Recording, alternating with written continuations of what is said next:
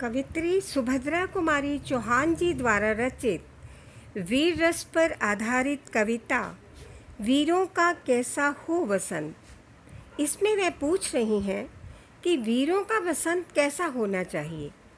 वीर को तो अपनी मातृभूमि की रक्षा के लिए हर वक्त तैयार रहना पड़ता है। उसे किसी भी वक्त अपने परिवार से दूर युद्ध क्षेत्र में मातृभूमि की रक्षा के लिए जाना पड़ता है। आ रही हिमालय से पुकार, आ रही हिमालय से पुकार, है उदती गरजता बार बार।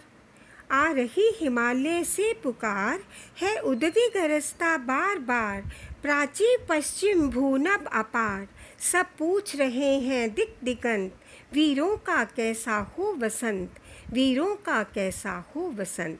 यहाँ कवित्री कहती हैं कि बार बार हिमालय पुकार रहा है, समुद्र बार बार गरज रहा है, पूर्व पश्चिम उत्तर दक्षिण ये विशाल गगन तथा दसों दिशाएं यही प्रश्न बार बार पूछती हैं कि वीरों का वसंत कैसा होना चाहिए।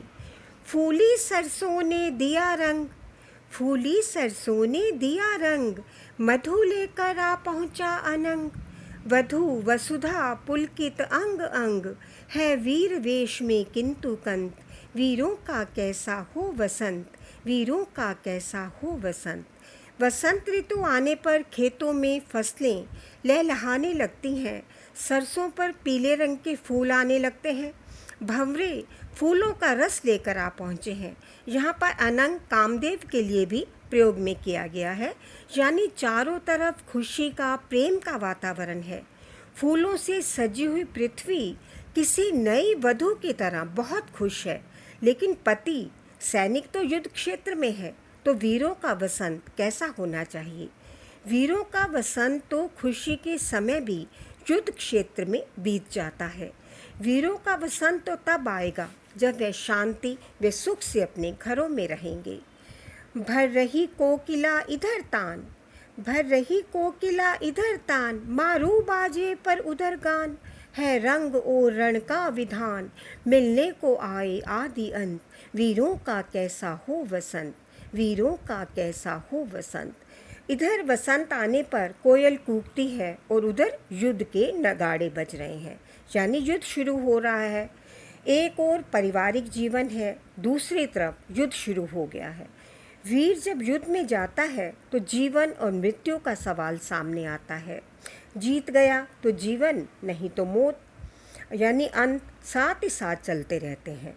यहाँ कवित्री बार बार यही पूछते हैं कि ऐसी स्थिति में वीरों का वसंत कैसा हो। युद्ध में वीर केसरिया बाना पहनता है और यही रंग वसंत का होता है, जो कि बलिदान का प्रतीक है। अपनी जान को हथेली पर रखकर वीर युद्ध क्षेत्र में जाता है। गलबाहें हो या हो कृपान, गलबाहें हो या हो कृपान, चल चितवन हो या धनुषबान, हो रस विलास या दलित त्राण। अब ये समस्या है। इन पंक्तियों में कवित्री कहती हैं कि वीर के सामने दुविधा की स्थिति है। एक तरफ उसका पारिवारिक जीवन है और दूसरे हाथ में कृपान है, यानी उसे शस्त्र से देश की रक्षा के लिए तैयार होना है। दूसरी तरफ उसकी पत्नी है, परिवार है। अब वह अपने पारिवारिक जीवन को देखे या देश की रक्षा को।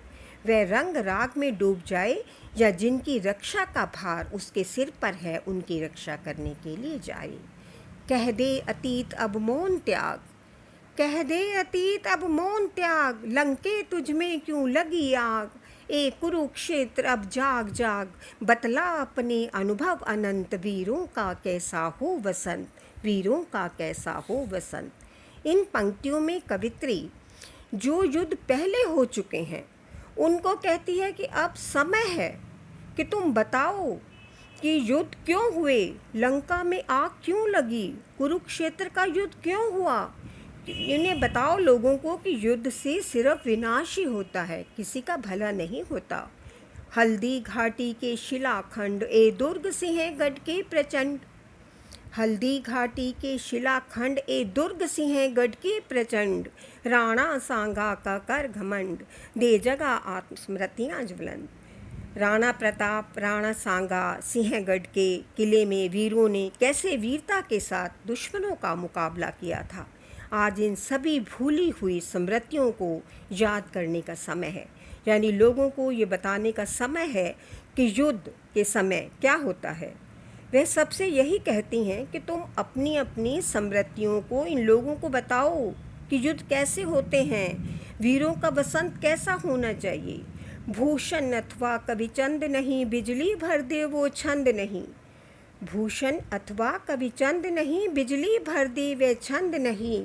है कलम बदी छंद नहीं, फिर हमें बतावे कौन हंत, वीरों का कैसा हो बसंत। इन पंक्तियों में कवित्री साथ ही साथ ये याद दिलाती हैं कि आज भूषण और कवि चंद जैसे लोग नहीं हैं जिनकी कलम लोगों में हिम्मत भर देती थी।